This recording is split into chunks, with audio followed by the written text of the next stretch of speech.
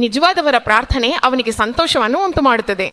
ನೀತಿವಂತರ ಪ್ರಾರ್ಥನೆ ಹೃದಯಪೂರ್ವಕವಾಗಿದ್ದು ಬಹಳ ಶಕ್ತಿಯುತವಾಗಿದ್ದು ಎಂದು ಹೇಳುತ್ತಾರೆ. ಚಪ್ಪಾಳೆ ತಟ್ಟಿ ದೇವರನ್ನು ಸ್ತುತಿಸೋಣ. ಹಲ್ಲೇಲುಯ್ಯ. ನೀತಿವಂತರ ಮೊರೆ ಕೇಳುವುದು ಎಂದರೆ ಭೂಮಿ ಕಂಪಿಸುವಂತೆ ಆಗುವುದು ಎಂಬ ಮಾತು. ಯಾರಾದರೂ ನೋಡ್ಬೇಕೆಂದು ಪ್ರಾರ್ಥಿಸಬೇಡಿ. ಮತ್ತೆ ಮತ್ತೆ ನಿಮ್ಗೆ ಹೇಳ್ತೇನೆ, ಯಾರಾದ್ರೂ ನೋಡ್ಬೇಕೆಂದು ನಿನ್ನ ಭಕ್ತಿಯ ಜೀವನ ಇರಬಾರ್ದು. ಅದನ್ನ ಕಟ್ಟಿ ಹಾಕಿ ಬಿಸಾಡೋ. ದೇವರು ಅಂತರಂಗಗಳನ್ನ ಪರೀಕ್ಷಿಸುವ ದೇವರು. ಆದ್ದರಿಂದ ಹೊರಗೆ ಭಕ್ತಿ ತೋರಿಸ್ಬೇಡಿ. ಹೊರಗೆ ಭಕ್ತಿಯಂತೆ ನಟಿಸಿ ದೇವರ ಶಕ್ತಿಯನ್ನ ತ್ಯಜಿಸುತ್ತಿದ್ದಾರೆ ಎಂದು ಹೇಳುತ್ತಾರೆ. ಅದು ಅಂತ್ಯ ದಿನಗಳಲ್ಲಿ ಇನ್ನೊಂದು ಸೂಚನೆ. ಆಗ ನಿನ್ನ ಹೃದಯ ದೇವರ ಸನ್ನಿಧಿಯಲ್ಲಿ ಹೇಗೆ, ನಿನ್ನ ಪ್ರಾರ್ಥನೆ ಹೇಗಿದೆ, ನಿನ್ನ ಒಳಗಿನ ಮನಸ್ಥಿತಿ ಅಥವಾ ಹೃದಯ ಹೇಗಿದೆ ಅಂದ್ರೆ ದೇವರು ಹೊರಗಿನ ರೂಪವನ್ನು ನೋಡುವುದಿಲ್ಲ.